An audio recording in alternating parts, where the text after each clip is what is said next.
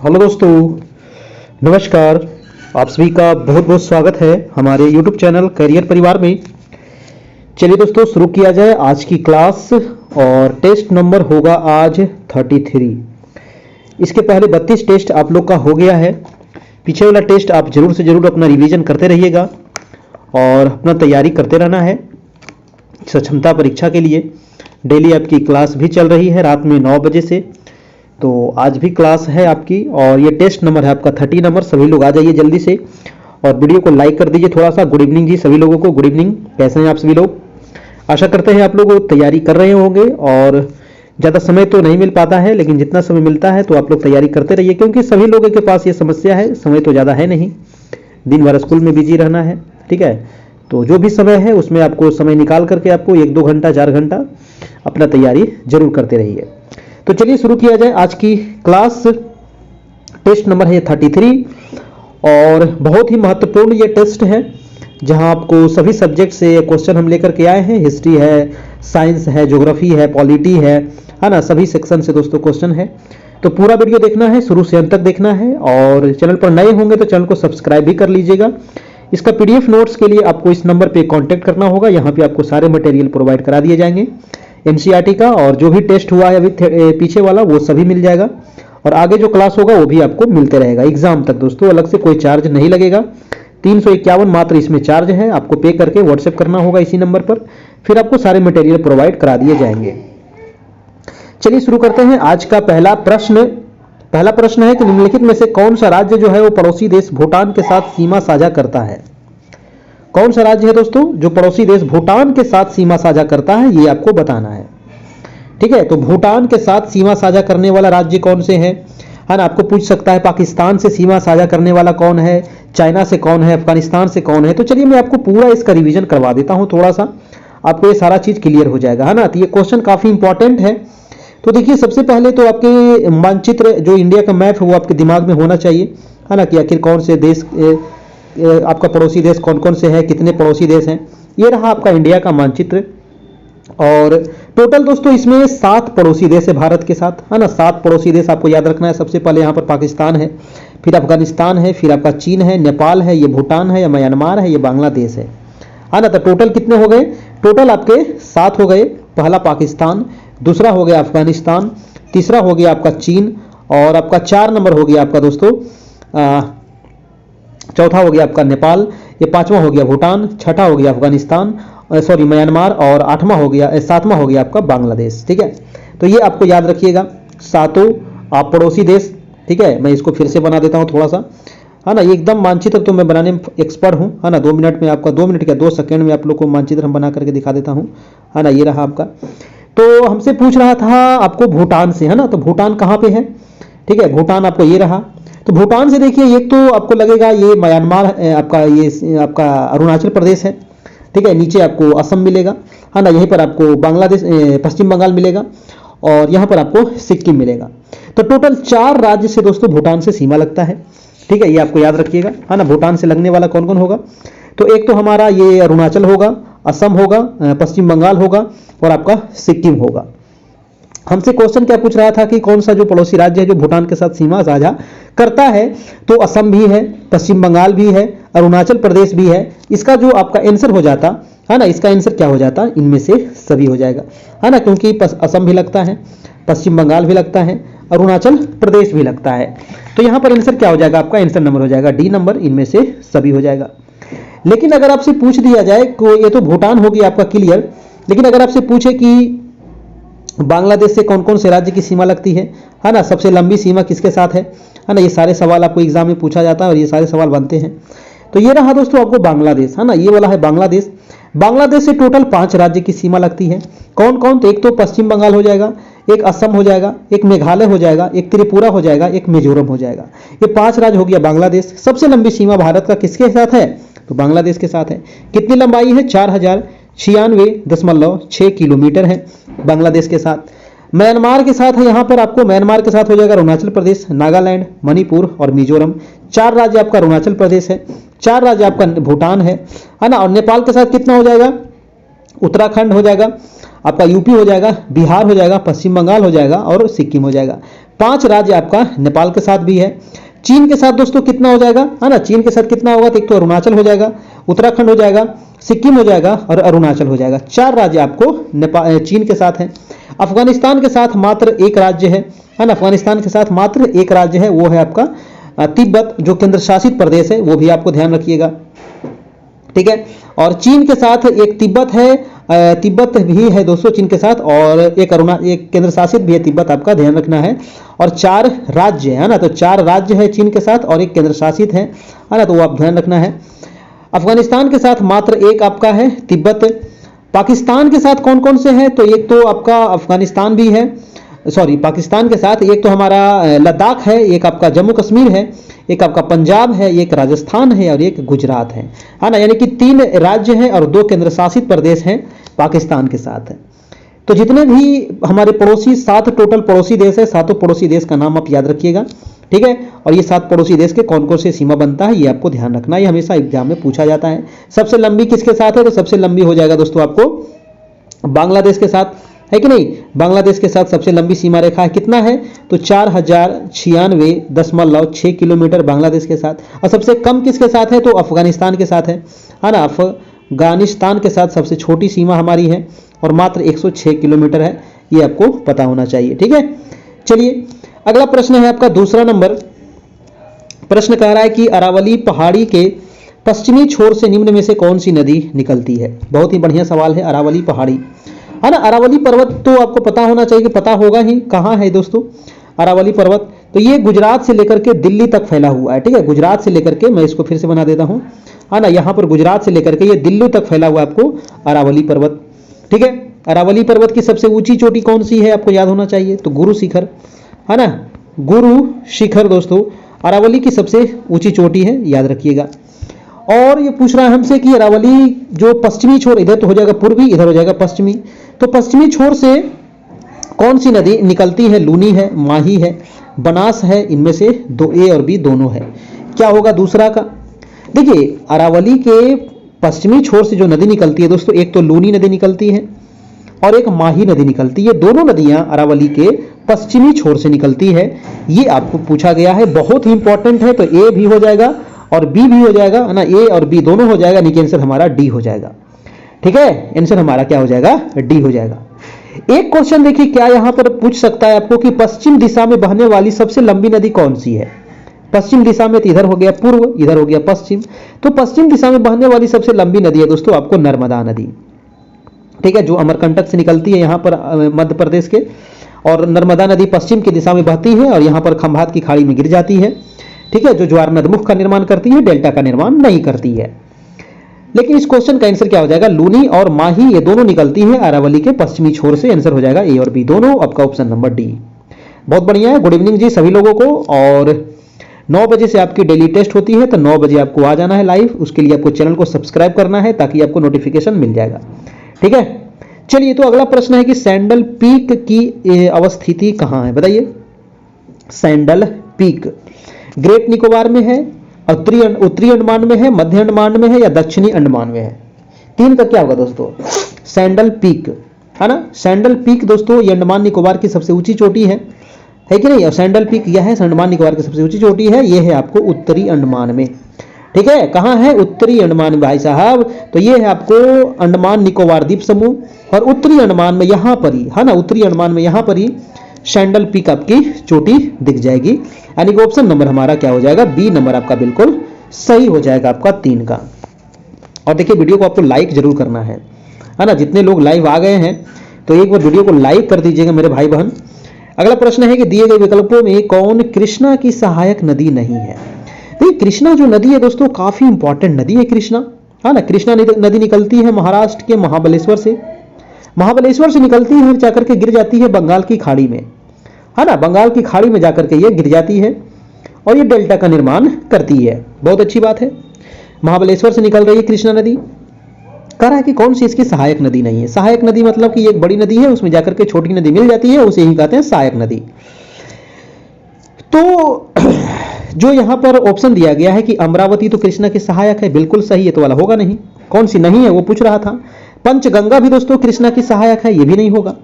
मूसी भी आपका कृष्णा की सहायक, ये भी नहीं होगा। लेकिन पेनगंगा दोस्तों, है ना, पेनगंगा जो सहायक है ये है आपका गोदावरी की। ठीक है, किसकी है? ये गोदावरी की सहायक नदी है, इसलिए हमारा आंसर क्या हो जाएगा? D number.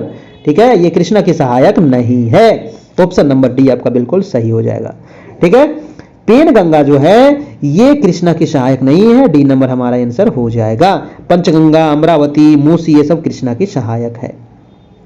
ठीक है, कृष्णा की सबसे बड़ी सहायक नदी कौन सी है कि नहीं को पता? कृष्णा की अगर कहे सबसे बड़ी सहायक नदी तो हो जाएगा तुंगभद्रा, है ना। तुंगभद्रा नदी जो है कृष्णा की सबसे बड़ी सहायक नदी है। अगला प्रश्न है आपका 5 नंबर।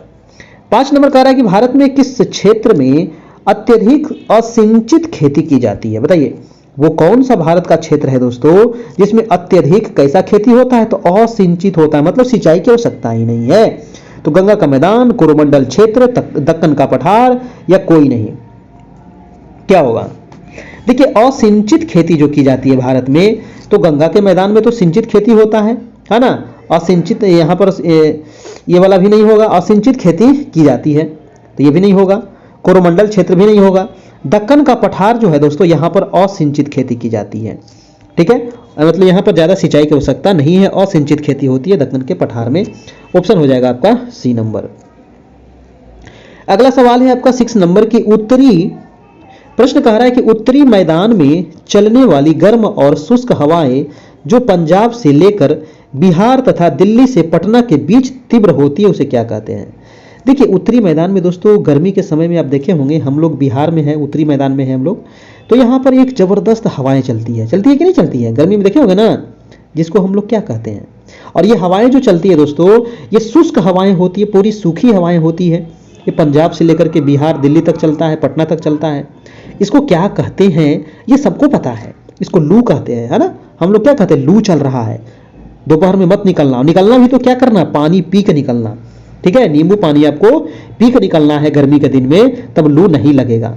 नहीं तो लू लग जाएगा तो फिर आपको दिक्कत हो जाएगा भाई। ठीक है, इसीलिए आपको पानी उन्हें गर्मी के दिन में ज्यादा पीना चाहिए। ठीक है, ताकि आपको लू ना लगे, है ना। तो वो लू उसको कहते हैं। और ये इसी प्रकार के हवा दोस्तों, है ना, ये जो शुष्क हवाएं हैं, इसी प्रकार की हवाएं जब ऑस्ट्रेलिया में चलती है तो उसको कहते हैं, क्या कहते हैं? विली विली, है ना। यही हवाएं जब ऑस्ट्रेलिया में चलती है तो उसको कहते हैं विली विली। अगला प्रश्न है आपका 7 नंबर। निम्नलिखित में से कौन सी विशेषताएं विकासशील या विकसित देशों में समान नहीं होती है? बताइए, कौन सी जो विशेषताएं हैं वो विकसित या विकासशील या विकसित देशों में समान नहीं होती है? ऑप्शन है उत्पादकता के निम्न स्तर, 7 का अगला है तकनीकी उन्नति, निम्न प्रति व्यक्ति सकल राष्ट्रीय उत्पाद या पूंजी की कमी। क्वेश्चन को पहले समझिए कि वो कौन सी विशेषताएं हैं जो विकासशील देश, भारत कैसा देश है? विकासशील देश है। और अमेरिका कैसा देश है? विकसित देश है। तो विकासशील और विकसित देश में समान नहीं होता है। देखिए, विकासशील और विकसित देश में दोस्तों क्या चीज समान नहीं होगा? तो देखिए, तकनीकी जो उन्नति है ना, ये दोनों में समान नहीं होता है ना। जैसे कि भारत में, अभी भी भारत में दोस्तों जो कृषि जो किया जाता है वो पुराने प्राचीन क्रियाएं अभी भी भारत में प्रचलित है। ठीक है, लेकिन आप अमेरिका में जाकर के देख लीजिए, कृषि कार्य एकदम वहां पर अलग है आपको भारत से। ठीक है, वहां पर बिल्कुल अलग है। तो आंसर हो जाएगा हमारा बी नंबर, बिल्कुल सही हो जाएगा। अगला सवाल है आपका कि जीएसटी किस प्रकार का टैक्स है? बताइए, जीएसटी का फुल फॉर्म क्या होता है? Goods and service tax. ठीक है, गुड नहीं, गुड्स। ठीक है, GOODS, goods and service tax याद रखना है। फुल फॉर्म भी कई बार एग्जाम में पूछा गया है और बीपीएससी में भी लगता है पूछा गया था, ध्यान रखिएगा। जीएसटी किस प्रकार का कर है? तो जीएसटी जो कर है दोस्तों, ये एक प्रकार का अप्रत्यक्ष कर है। कैसा है? अप्रत्यक्ष कर है। ऑप्शन नंबर ए हो जाएगा, बिल्कुल सही हो जाएगा। और आप लोग वीडियो को अभी तक लाइक नहीं किए हैं भाई साहब, कर दीजिए। ठीक है, वीडियो को लाइक कर दीजिएगा और चैनल पर नए होंगे तो सब्सक्राइब कर लेना है ताकि डेली आपको नोटिफिकेशन मिल सके। प्रश्न है कि सार्वजनिक क्षेत्र में विनिवेश को क्या कहते हैं? सार्वजनिक क्षेत्र में विनिवेश को क्या कहते हैं? निजीकरण, वैश्वीकरण, उदारीकरण या औद्योगिकरण? सार्वजनिक क्षेत्र में पूछ रहा है, तो सार्वजनिक क्षेत्र में विनिवेश को क्या कहा जाता है? इसी को तो निजीकरण कहते हैं, है ना। इसी को क्या कहते हैं? निजीकरण कहते हैं। ठीक है, ऑप्शन नंबर ए हो जाएगा आपका 9 का अगला प्रश्न है आपका 10 नंबर कि आय और उपभोग में किस प्रकार का संबंध है दोस्तों। आय और उपभोग में किस प्रकार का संबंध है। प्रतिलोम संबंध है, आंशिक संबंध है, प्रत्यक्ष संबंध है, या फिर इनमें से कोई नहीं। क्या होगा, आय और उपभोग में किस प्रकार का संबंध है दोस्तों। 10 का क्या होगा आपका, सी नंबर होगा, प्रत्यक्ष संबंध, है ना। कैसा हो जाएगा, ये प्रत्यक्ष संबंध है दोनों में। ऑप्शन नंबर आपका सी हो जाएगा, बिल्कुल सही हो जाएगा। और आप लोग अपना अपना कमेंट जरूर करते चलिएगा, ठीक है, अपना अपना कमेंट जरूर करते चलना है, ठीक है। तो ये चीज आपको ध्यान रखना है, आय और उपभोग में किस प्रकार का संबंध है, तो प्रत्यक्ष संबंध है। अगला प्रश्न चलते हैं, आपका प्रश्न नंबर है 11 नंबर। 11 नंबर सवाल कह रहा है कि निम्नलिखित में से कौन सा घटक जलवायु परिवर्तन का मुख्य कारण है।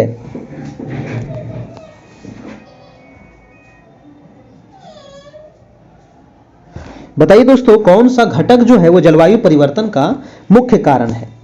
देखिए, जलवायु जो हमारा परिवर्तन हो रहा है ना, अभी देखते होंगे ना कि कभी बहुत ज्यादा गर्मी, बहुत ज्यादा ठंडा, कभी बहुत ज्यादा पानी, कभी एकदम सुखाड़, फिर दहाड़, ठीक है। तो ये परिवर्तन का कारण है प्रदूषण, प्रदूषण का कारण है ओजोन क्षरण, प्रदूषण का कारण है green house gas.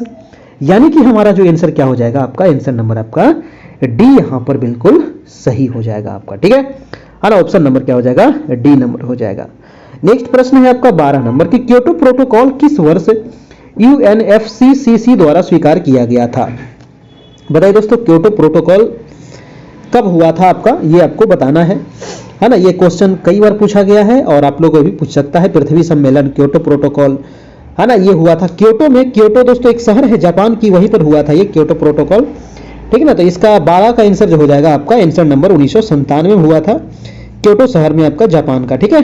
Option number A हो जाएगा आपका। नेक्स्ट प्रश्न है आपका प्रश्न नंबर 13 नंबर। 13 नंबर आपको क्या करना है कि निम्नलिखित प्रश्नों को सही सुमेलित करना है आपको, ठीक है। जैसे कि सिमलीपाल अभ्यारण्य ये किस राज्य में है, और मैंने कई बार ये अभ्यारण्य आप लोग को बता चुका हूं कि सिमलीपाल जो है दोस्तों ये कहां है ना। और आपका गिर कहां है, सिमलीपाल कहां है, जिम कॉर्बेट कहां है, सरिस्का कहां है। सरिस्का तो कई बार आप लोग को बताएं राजस्थान में है ना। गिर कहां है, तो गिर आपका गुजरात में है। आपका जिम कॉर्बेट कहां है, तो जिम कॉर्बेट उत्तराखंड में है, ठीक है। आपका सिमलीपाल कहां है, तो उड़ीसा में है। एक का एक हो जाएगा, है ना, एक का क्या हो जाएगा, एक हो जाएगा। और बी का हो जाएगा 4 हो जाएगा, तो एक हो गया और 4 हो गया। ऑप्शन नंबर हमारा सी हो जाएगा। कोई दिक्कत इसमें, है ना, कोई दिक्कत नहीं होना चाहिए, काफी आसान सवाल था। ऑप्शन नंबर सी हो जाएगा, ठीक है। अगला प्रश्न चलते हैं, प्रश्न नंबर आपका 14 नंबर फल है। प्रश्न है कि सत्य फल किसमें विकसित होता है। बताइए दोस्तों, सत्य फल यानी कि ट्रू फ्रूट जो होता है वो किसमें विकसित होता है, बीजांड में, अंडक में, अंडाशय में, या परागन में।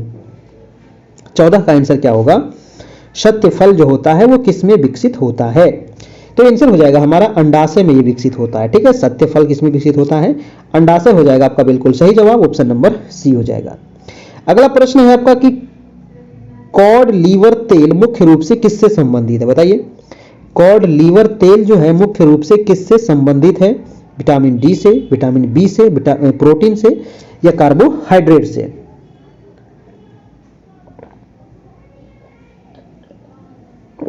क्या होगा, 15 का आंसर क्या होगा, कॉड लीवर तेल जो है ये किससे संबंधित है मेरे भाई। तो आंसर हो जाएगा आपका कॉड लीवर जो तेल है ये विटामिन डी इसमें पाया जाता है। ऑप्शन नंबर हो जाएगा आपका ए नंबर, ठीक है। Option number A. देखिए बहुत लोगों का सही जवाब आ रहा है ना। तो सब लोग बिल्कुल अपना कमेंट जरूर करते चलना है। कमेंट करने से हमें फायदा कुछ नहीं है, आपको फायदा है, ठीक है। इसीलिए हम आप लोग को कहते हैं कमेंट करने के लिए, ताकि आप लोग को याद हो जाएगा, ठीक है। अगला प्रश्न है आपका प्रश्न नंबर 16 नंबर। प्रश्न कह रहा है कि निम्न में किसे प्रोटीन कारखाना कहा जाता है। प्रोटीन का कारखाना किसे कहते हैं भाई, माइटोकॉन्ड्रिया को कहते हैं, क्लोरोप्लास्ट को, राइबोसोम को, या डिक्टियोसोम को कहते हैं। 16 का हो जाएगा राइबोसोम, ठीक है। राइबोसोम हो जाएगा आपका, ऑप्शन नंबर सी हो जाएगा। प्रोटीन कारखाना ऑप्शन नंबर सी आपका 16 का। अगला सवाल है आपका 17 नंबर।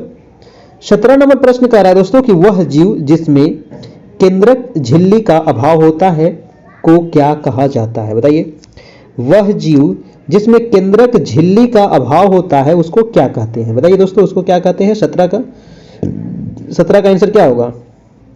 वह जीव जिनमें केंद्रक झिल्ली का अभाव होता है उसको क्या कहते हैं? एक कोशिकीय जीव कहते हैं, बहुकोशिकीय जीव कहते हैं, यूकैरियोटिक कहते हैं। इसका आंसर हो जाएगा डी नंबर, प्रोकैरियोटिक कहते हैं। ऑप्शन नंबर क्या हो जाएगा? डी इसका बिल्कुल सही हो जाएगा 17 का। अगला प्रश्न है आपका 18 नंबर। 18 नंबर सवाल है कि निम्नलिखित में से कौन संशोधित भूमिगत तना का एक उदाहरण है? बताइए, संशोधित भूमिगत तना का एक उदाहरण है। भूमिगत तना का उदाहरण है, ध्यान दीजिएगा, आलू, गाजर, शकरकंद क्या होगा? देखिए, गाजर ये तो दोस्तों आपको जड़ में आ जाएगा, शकरकंद भी आपका जड़ में आ जाता है। यहां पर आंसर हो जाएगा तना आपका, ठीक है। यहां पर आंसर क्या हो जाएगा? आलू, यानी कि तना हमसे पूछ रहा था, तो इसका आंसर हो जाएगा ए नंबर, बिल्कुल सही जवाब। अगला प्रश्न है आपका 19 नंबर कि निम्नलिखित में से कौन सा कथन फ्लोएम के बारे में सही है? फ्लोएम के बारे में कौन सा ऑप्शन दोस्तों यहां पर सही है? 19 नंबर प्रश्न है कि फ्लोएम जो होता है वो पानी और खनिजों का परिवहन करता है। दूसरा है कि फ्लोएम जो है वो फोटोजेनेटिक उत्पादों का परिवहन करता है। फ्लोएम पौधों को सहारा देता है, या बी और सी दोनों होगा? तो फ्लोएम के बारे में जो सही है भाई वो हो जाएगा आपका कि फ्लोएम जो होता है ये फोटोजेनेटिक उत्पादों का परिवहन करता है। ऑप्शन नंबर हो जाएगा आपका बी नंबर, ठीक है। ऑप्शन नंबर बी है। अगला सवाल है आपका 20 नंबर। 20 नंबर प्रश्न है कि स्थलीय हरे पौधों की पत्तियों से कितनी मात्रा में उपलब्ध सौर ऊर्जा को खाद्य ऊर्जा में परिवर्तित किया जाता है? बताइए, स्थलीय हरे पौधों की पत्तियों से कितनी मात्रा में उपलब्ध सौर ऊर्जा को खाद्य ऊर्जा में परिवर्तित किया जाता है? 1%, 10%, 45%, 99%। 20 का क्या होगा? 20 का आपका आंसर हो जाएगा दोस्तों 1%, ओनली 1%, ठीक है। ऑप्शन नंबर ए हो जाएगा आपका। अगला सवाल है आपका 21 नंबर। प्रश्न कह रहा है कि कैल्शियम कार्बाइड का उपयोग हरे फलों को पकाने के लिए किया जाता है, क्योंकि वह बनाता है? बताइए, है ना, हम लोग जो फल पकाते हैं जैसे आम हो गया, आपको केला हो गया, है ना, बहुत सारा और फल है जो पकाया जाता है, तो कैल्शियम कार्बाइड का उपयोग करते हैं, ठीक है। क्योंकि यह क्या बनाता है? एसिटिलीन, मेथिलीन या फ्लोरीजेन या फिर ऑक्सीन। इसका आंसर हो जाएगा आपका एसिटिलीन। ऑप्शन नंबर ए हो जाएगा बिल्कुल सही जवाब। चलिए, अगला प्रश्न है आपका 22 नंबर। एन कोश में अधिकतम इलेक्ट्रॉनों की संख्या कितनी होती है? बताइए। 2 होता है, 14 होता है, 18 होता है या 32 होता है? 22 का क्या होगा? 22 का हो जाएगा आपका 32 हो जाएगा, है ना। अधिकतम पूछ रहा है यहाँ पर, डी हो जाएगा, ठीक है। अगला प्रश्न है आपका 23 नंबर की आधुनिक आवर्त सारणी के उस समूह का नाम बताइए जिसमें ऐसे तत्व हैं जो सभी गैसें हैं। बताइए, जो सभी क्या है? गैस है दोस्तों, है ना। आधुनिक आवर्त सारणी के उस समूह का नाम बताना है जिसमें ऐसे तत्व हैं जो सभी क्या है? गैस है। समूह 10, 12, 14, 18। 23 का आंसर हो जाएगा समूह नंबर 18। ऑप्शन नंबर हो जाएगा आपका डी नंबर, ठीक है। ऑप्शन नंबर डी हो जाएगा आपका बिल्कुल सही हो जाएगा। अगला प्रश्न है आपका कि प्रेरक वो रासायनिक पदार्थ होता है जो जल में घोलकर मुक्त करते हैं। बताइए, प्रेरक वो रासायनिक पदार्थ है जो जल में घोलकर क्या करता है? मुक्त करता है दोस्तों। इसका आंसर क्या होगा? जल्दी से बताना है आप लोग को। H-1, OH-2 या OH-, क्या होगा? इसका जो आंसर हो जाएगा, प्रेरक वो रासायनिक पदार्थ होते हैं जो जल में घुलकर मुक्त होते हैं, वो हो जाएगा आपका OH-, है ना। OH-, आंसर नंबर आपका डी हो जाएगा। अगला प्रश्न है कि स्थितिज ऊर्जा के प्रबंध में निम्न में से कौन सा कथन सत्य नहीं है? ठीक है, अभी साइंस का चल रहा है, इसके बाद आप पॉलिटी का होगा, है ना। पॉलिटी के बाद आपको इकोनॉमिक्स भी कुछ क्वेश्चन होगा, आपका हिस्ट्री भी होगा, ठीक है। तो जल्दी से इसका जवाब दीजिए। बताइए, स्थितिज ऊर्जा के संबंध में कौन सा कथन यहाँ पर सत्य नहीं है? ऑप्शन है कि स्थितिज ऊर्जा क्रियाशील ऊर्जा है, ऊंचाई में परिवर्तन होने पर स्थितिज ऊर्जा में परिवर्तन नहीं होता है, स्थितिज ऊर्जा संचित ऊर्जा नहीं है, या सभी सत्य है। देखिए, यहाँ पर जो कह रहा है ऑप्शन ए की स्थितिज ऊर्जा क्रियाशील होता है, ये बिल्कुल ठीक है।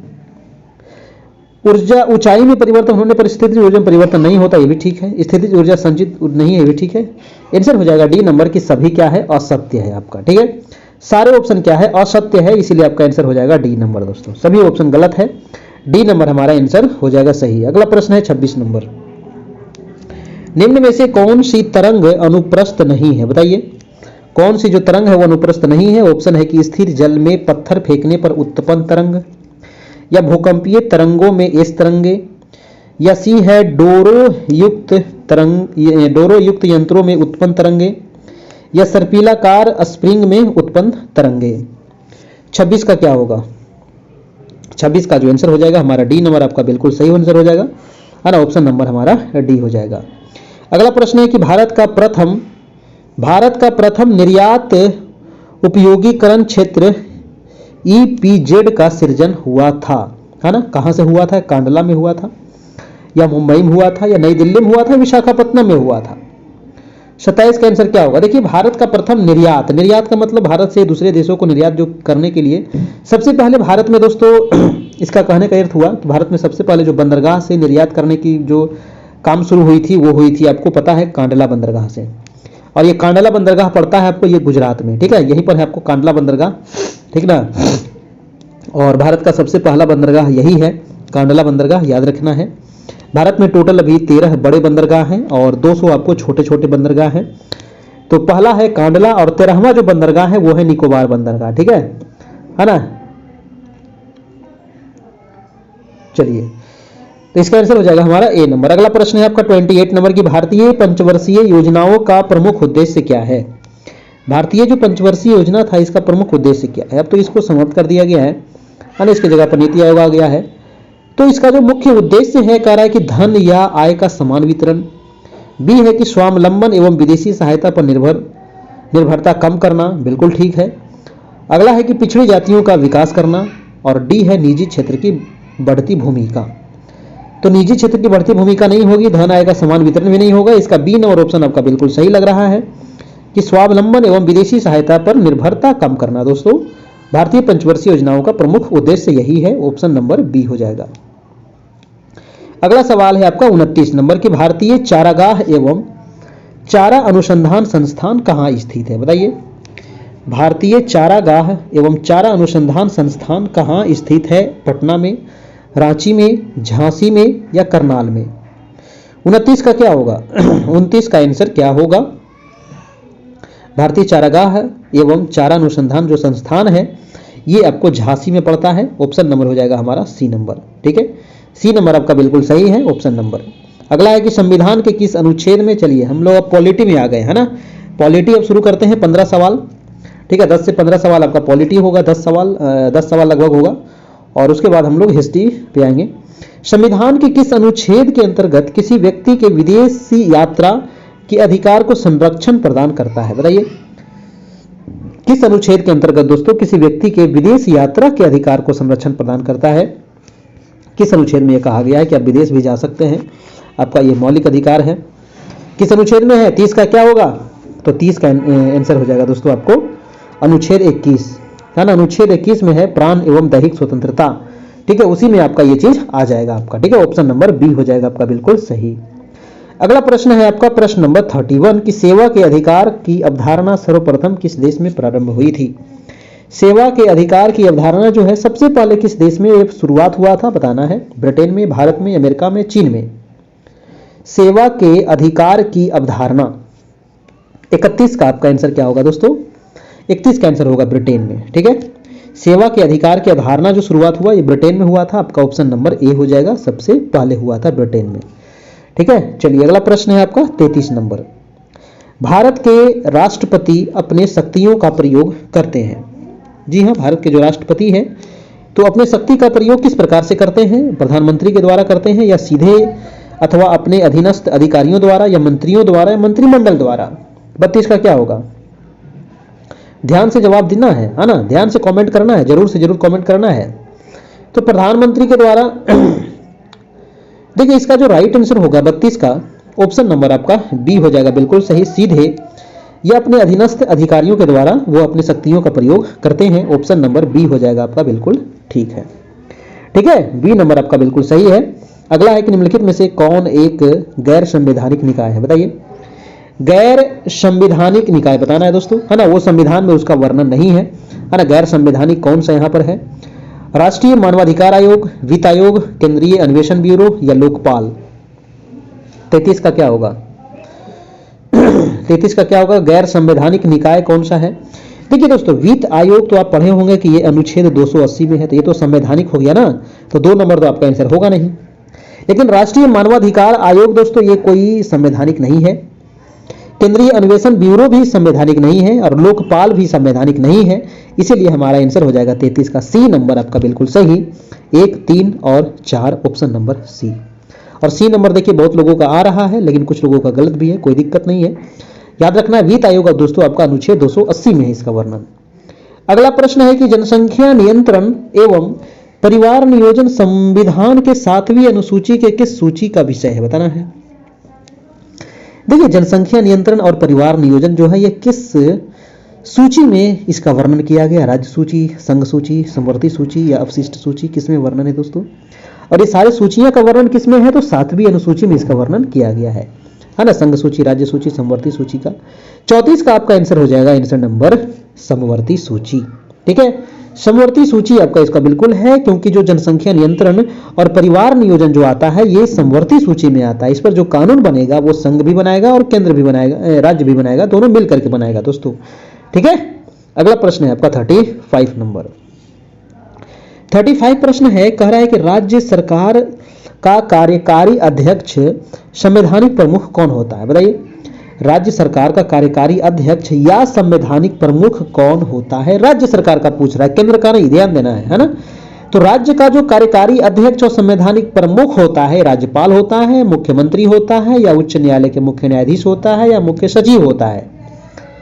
35 का जो आंसर हो जाएगा दोस्तों, ये कार्यकारी अध्यक्ष या संवैधानिक प्रमुख की बात किया जा रहा है, तो राज्य पूछे तो राज्यपाल होगा, राज्य पूछे तो राज्यपाल होगा और केंद्र पूछे तो राष्ट्रपति होगा। ऑप्शन नंबर ए हो जाएगा भाई आपका बिल्कुल सही जवाब, है ना, ऑप्शन नंबर ए हो जाएगा। अगला प्रश्न है 36 नंबर।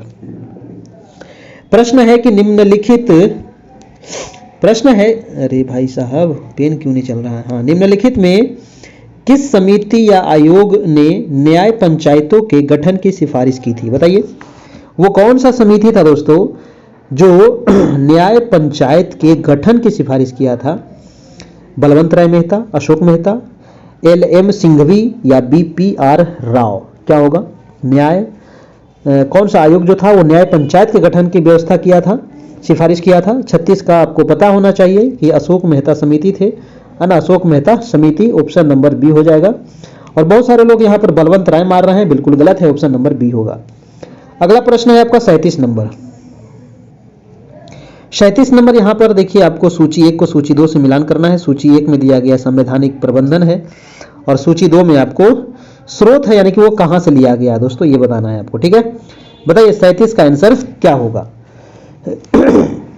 जैसे कि मंत्रिमंडलीय सरकार, केंद्र राज्य संबंध कहां से लिया गया है, आपात उपबंध कहां से लिया गया है, मूल अधिकार कहां से लिया गया? तो मूल अधिकार में तो कोई दिक्कत नहीं है ना, हमारा अमेरिका है मूल अधिकार, डी का हो जाएगा 4। अब 4 इसमें भी है, 4 इसमें भी है, क्या होगा भाई? अब देते हैं आपात, तो आपात काल लिया गया जर्मनी से, ये भी आपको पता होना चाहिए। तो 3 यहाँ भी है, 3 यहाँ भी है, बड़ा गड़बड़ है। अगला है केंद्र राज्य संबंध दोस्तों, केंद्र राज्य जो संबंध लिया गया है ये कनाडा से लिया गया, ठीक है, तो ये 2 हो जाएगा, ये 1 हो जाएगा, ये गलत है। और मंत्रिमंडलीय सरकार ब्रिटेन से लिया गया है, आंसर इसका ए हो जाएगा, यानी कि ऑप्शन नंबर ए आपका बिल्कुल सही है। 1 2 3 4 है ना, मंत्रिमंडलीय सरकार ब्रिटेन से, केंद्र राज्य संबंध कनाडा से, आपातकालीन उपबंध जर्मनी से, मूल अधिकार अमेरिका से। ठीक है, याद रखना है। इसके अलावा भी बहुत सारा चीज लिया गया है, जैसे कि आपको समवर्ती आपका संवैधानिक संशोधन करने की प्रक्रिया लिया गया दक्षिण अफ्रीका से, अनुच्छेद 368 में वर्णन किया गया है आपका। ठीक है, याद रखना है। उसके अलावा जैसे संसदीय शासन प्रणाली ब्रिटेन से है आपका। उसके अलावा जैसे यहाँ पर मंत्रिमंडल दे दिया ना, वही संसदीय हुआ आपका। और अगर कहे संघीय शासन प्रणाली, वो आपका कनाडा से लिया गया है। ठीक है, ध्यान रखना है ना। समवर्ती सूची आपका ऑस्ट्रेलिया से लिया गया है। चलिए अगला प्रश्न है आपका 38 नंबर। 38 नंबर प्रश्न है कि सल्तनत काल में राजस्व विभाग का प्रमुख क्या कहलाता था दोस्तों? सल्तनत काल में की बात कर रहा है। सल्तनत कालीन जो था इतिहास आपका, उसमें राजस्व विभाग का जो प्रमुख होता था उसको क्या कहते थे? तो उसको जो प्रमुख को कहते थे वजीर, वकील ए दर, या मुशरिक ए मुमालिक, या खजीन। इसको वजीर कहते थे। क्या कहते थे? वजीर कहा जाता था। ऑप्शन नंबर ए हो जाएगा। अगला प्रश्न है आपका 39 नंबर, कह रहा है कि चार बाग बनाने की परंपरा की शुरुआत किस शासक के समय हुई थी? बताइए। चार बाग बनाने की जो परंपरा की शुरुआत हुई थी, ये किस शासक से ने शुरू किया था दोस्तों? बाबर, अकबर, शाहजहां या जहांगीर? तो आपका आंसर हो जाएगा बी नंबर, अकबर। ठीक है, अकबर ही शुरुआत किया था चार बाग बनाने के लिए। ऑप्शन नंबर आपका बी हो जाएगा। ठीक है, कोई दिक्कत? आप लोग अपना अपना कमेंट करते चलना। वीडियो को लाइक जरूर करना है मेरे भाई साहब, सभी लोगों को एक बार लाइक कर देना है। ठीक है, लाइक करने से अच्छा लगता है थोड़ा सा। हालांकि आपको वीडियो पसंद आया, आपने लाइक किया, उससे हमको पैसा कौड़ी नहीं मिलता है। ठीक है ना? आपको बस थोड़ा सा अच्छा लगता है कि हाँ भाई इतना मेहनत कर रहे हैं, तो आप लोग उसको लाइक किए थोड़ा सा। प्रश्न है कि मंदसौर अभिलेख निम्न में से किस शासक से संबंधित है? मंदसौर अभिलेख, मंदसौर अभिलेख दोस्तों ये शासक से संबंधित है। यशोवर्धन, समुद्रगुप्त, रुद्रदामन या स्कंदगुप्त? 40 का हमारा आंसर हो जाएगा यशोवर्मन, है ना? ऑप्शन नंबर ए हो जाएगा दोस्तों। मंदसौर अभिलेख जो संबंधित है वो यशोवर्मन से संबंधित है। ऑप्शन नंबर 1 है। अगला है कि वेनसांग के संबंध में कौन सा कथन गलत है? बताइए। वेनसांग के संबंध में दोस्तों कौन सा कथन यहाँ पर गलत है, ये पूछ रहा है आपको। वेनसांग हमारा यात्री था, भारत आया था, चीन का था ये, है ना? और कह रहा है कि हर्षवर्धन के शासनकाल में भारत आया था। ये गलत हमसे पूछ रहा है, तो बिल्कुल सही है, हर्षवर्धन के समय आया था वेनसांग, है ना? सबको पता है। इसका भ्रमण वृत्तांत CUK में वर्णित है, ये भी आपका भैया बिल्कुल सही बात है। इन्होंने जो भारत में भ्रमण किया था उस पर एक किताब लिखा था और वो किताब का नाम है CUK। अगला है कि वेनसांग ने बुद्ध की प्रतिमा के साथ साथ सूर्य एवं शिव की प्रतिमाओं की भी पूजन किया था। भैया ये भी बिल्कुल सही है। और डी है आपका सभी सत्य है, तो भाई साहब आंसर हो जाएगा डी नंबर आपका सभी सत्य है। ठीक है, सभी ये बातें सत्य है, तो ये सारे बातें आपको वेनसांग के बारे में याद रखना, ये पूछा जाता है।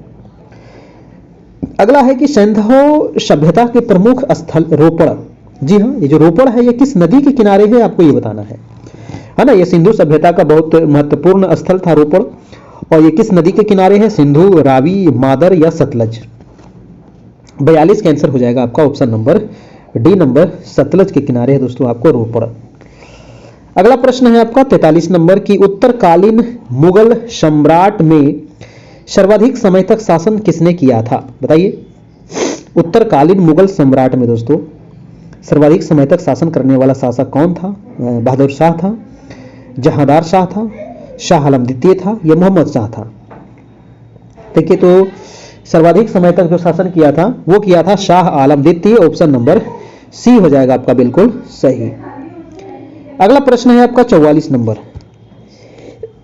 44 प्रश्न है कि प्रमुख जैन तीर्थंकरों में अरिष्टनेमी यानी कि 22वें जो थे, ये प्रतीक चिन्ह इनका क्या है? देखिए, जैन तीर्थंकर में टोटल 24 तीर्थंकर हुए, जिसमें आपको 22वें थे अरिष्टनेमी, है ना? इनका प्रतीक चिन्ह आपसे पूछ रहा है क्या था? शंख, सर्प, सिंह या नील कमल? तो इनका जो प्रतीक चिन्ह था वो था शंख दोस्तों। क्या था? शंख इनका प्रतीक चिन्ह था, काफी इंपॉर्टेंट है। और 24वें तीर्थंकर कौन थे? भगवान महावीर थे, है ना? तो ये ध्यान रखना है। 23वें कौन थे? तो पार्श्वनाथ थे। प्रथम कौन थे? तो ऋषभदेव थे। अगला प्रश्न है आपका 45 नंबर। 45 है कि लंगर व्यवस्था को किस सिख गुरु ने अस्थाई बना दिया था? बहुत ही इंपॉर्टेंट है ना? सिख धर्म में लंगर आप लोग खाए भी होंगे, है ना? हम भी खाए हैं। ठीक है, बहुत बढ़िया से बनाया जाता है और प्रसाद के रूप में दोस्तों वहां पर आपको खाना दिया जाता है, ठीक ना? और बिल्कुल फ्री मिलता है। ठीक है, आप लोग भी सब लोग खाए ही होंगे। तो ये अस्थाई किसने बनाया था ना? वो कौन सा सिख गुरु थे? ठीक है, तो टोटल अभी तक सिख गुरु कितने हुए? तो 10 सिख गुरु हुए, है ना? और पहला गुरु नानक थे और 10वें गुरु गोविंद सिंह थे, जिनका जन्म पटना में हुआ था, गुरु गोविंद सिंह का, है ना? पटना आप देखे होंगे, गए होंगे, गुरुद्वारा भी वहां पर है। तो कह रहा है कि लंगर व्यवस्था अस्थाई किसने किया था? 45 का आंसर हो जाएगा हमारा गुरु अंगद। ठीक है, गुरु अंगद देव जो थे दोस्तों, इन्होंने ही लंगर व्यवस्था को अस्थाई किया था, है ना? ऑप्शन नंबर डी हो जाएगा। अगला प्रश्न है आपका 46 नंबर। प्रश्न है कि निम्नलिखित गवर्नर जनरल में से किसने राजकीय कोषागार को मुर्शिदाबाद से हटाकर कलकत्ता ले गया था? बताइए। राजकीय जो कोषागार था दोस्तों, है ना, जिसमें जमा होता था सारा, उसको मुर्शिदाबाद से ले गया था कहाँ? Calcutta. Warren Hastings, Lord Hastings, Lord Canning, Lord William Bentinck. 46 का आंसर हो जाएगा आपका वॉरेन हेस्टिंग्स, है ना, ये वॉरेन हेस्टिंग्स का काम था। ठीक है, ऑप्शन नंबर ए हो जाएगा। अगला है आपका कि पहली बार स्वराज शब्द का प्रयोग कब किया गया था? बहुत ही इंपॉर्टेंट सवाल है ना। एक तो पूछेगा पहली बार स्वराज शब्द का, एक पूछेगा पूर्ण स्वराज, है ना। एक होता है पूर्ण स्वराज और एक पूछेगा आपको सिर्फ स्वराज, है ना। दोनों अलग अलग सवाल है। तो सिर्फ स्वराज कहे तो 1906 ईस्वी, है ना। सिर्फ स्वराज कहे तो 1906 ईस्वी में शुरू हुआ था। ठीक है, लेकिन अगर पूर्ण स्वराज की बात कहे तो हो जाएगा आपका 1929 ईस्वी, है ना। पूर्ण स्वराज 1929 ईस्वी, है ना, जब आपको लाहौर अधिवेशन हुआ था आपका 31 दिसंबर 1929 को, उसी समय पूर्ण स्वराज की मांग की गई थी और स्वराज की मांग की गई थी आपको 1906 ईस्वी में। आंसर हो जाएगा बी नंबर। अगला सवाल है आपका 48 नंबर कि आर्थिक सहयोग और विकास संगठन का मुख्यालय कहाँ है?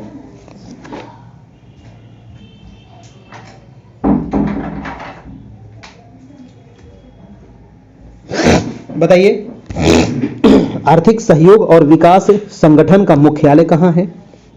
जिनेवा में है, वियना में है, पेरिस में है, न्यूयॉर्क में है। क्या होगा? क्या होगा इसका 48 का? और देखिए, अगर आपको पीडीएफ नोट्स चाहिए तो आप हमें कांटेक्ट कर सकते हैं। हमारा नंबर है 78 57 82 43 10। ठीक है, ये व्हाट्सएप नंबर भी यही है और इसमें 351 चार्ज है।